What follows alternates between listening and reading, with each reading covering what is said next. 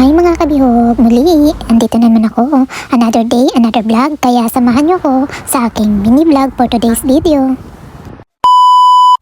At ayan, pagkatapos ng aking trabaho, while naandito ako sa bus stop at naghihintay ng masasakyan, and syempre mga kabihog, hindi mawawala yung magmuni-muni muna tayo dito kasi wala naman tayong makakausap kundi ang sarili. Aminin mga kabihog, ganun tayo pag nag-iisa tayo sa buhay. At hindi lang akong mag-isang gumagawa nito kasi minsan talaga mas masarap kausapin yung sarili kaysa maging chismosa ka sa ibang tao, diba? Minsan nagiging negative side pa yung mga opinion mo. Ay, ayoko naman ng gulo minsan. Pero bilang tao, minsan dumarating tayo sa pagiging ganun, pausisa, chismosa, para na maalis natin yung stress natin, anxiety natin sa katawan, diba? Naalala ko pa nga mga kabihog nung time na bago pa lang ako dito, bagong labas pa lang ako sa bahay ni ate o nung aking dating amo. Tapos, siyempre, diba, pag bagong labas ka, hindi ka masyado makikipag-usap. May mga kasama ka sa trabaho, pero iba pala ang tingin nila sa iyo. Ang tingin nila sa iyo ay sip-sip ka, yung mga ganun. Pero ang dating kasi, nag-iisa ka kasi at yung mga problema mo, sinusolo. Alam mo ba, may time na sinabihan nila ako na nababaliw ako kasi nakikipag-usap ako mag-isa. Hindi nila alam, may kausap ako sa telepono at ang aking, ang aking pamilya, parang ganoon. Ang akala nila, nagsasalita lang ako mag-isa.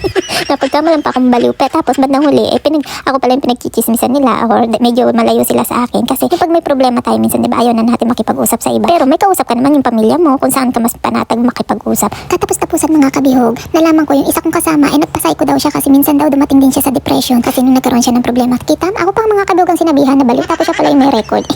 Kaya yung ginawa ko, di ba na lang sila pinatulad. Kasi sa kanila rin naman ang galing yung ganung mga issue diba? Ganun talaga mga kabihog pag nasa ibang bansa, makaka-encounter ka ng mga taong ganun, nakala nila ay kaya kang i-down, pero pag hindi ka talaga matatag sa mga gawain mo o yung mga sa pagsubok mo sa buhay, ay wala doon mga kabihog, bibitaw ka talaga kasi ang mangyayari doon, lalo pag ikaw yung pikon. Ganun ang dating dito mga kabihog. At dumating pa sa time mga kabihog kasi nga galing ako sa loob ni ate, sa bahay ni ate, ang dating noon, syempre yung tiwala nasa akin, pero hindi naman ako expert sa mga gawain sa labas kasi nakalalabas ko lang noon. Ang dating noon sa kanila ay ako yung nagbida-bida, since ako yung parang pinagkakatiwala ng amo ko habang while na parang kinukuha pa lahat ng loob ng lahat ng mga staff niya. Kaya dating noon mga kabihog, nagbitaw din ng salita yung aming parang superior doon na humahandle-handle sa amin na pag lang daw siya ay nagkaroon ng visa, paalisin niya yung mga bagay na ayaw niya. Diba pag minsan talaga may plano ka sa mga kasama mo na hindi maganda, ang mangyayari nito, bumabalik sa'yo, nagbabounce sa'yo. Ang nangyari noon, after a week lang, siya yung natanggal. Kasi talaga minsan, naghahanga tayo ng masama sa kapwa natin. Hindi maganda ang balik sa atin noon. Kasi nga, iba yung intention mo. Ganun. Kaya, yun, mga naalala ko lang yung mga ganung bagay nung ako ay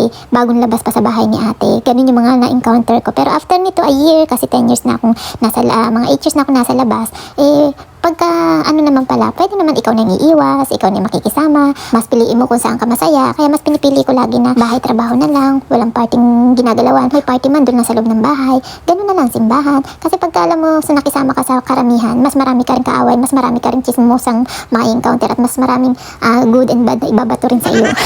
Kaya yun, medyo doon hindi ako magaling sa ganung mga bagay kasi pag ako nakarinig, talaga naman, mangyayari ay salpukan kami, diba? Ayoko naman mangyari pa yun. Pero aminin mga kabihog, sa ganyang bagay ay may natututunan tayo kung paano natin ito i-apply sa sarili natin. Tayo na ang may kagustuhan niya kung gusto natin sumunod sa tama o kung gusto natin sumunod sa mali o kung gusto natin mapaputi tayo o mapahamak tayo. Yun lang mga kabihog, ay napaparami na naman, napaparami ng aking kabutugan at mga kwentong walang kwenta. Siya hanggang dito na lang mga kabihog. Muli, don't forget to like, share and subscribe mo na rin.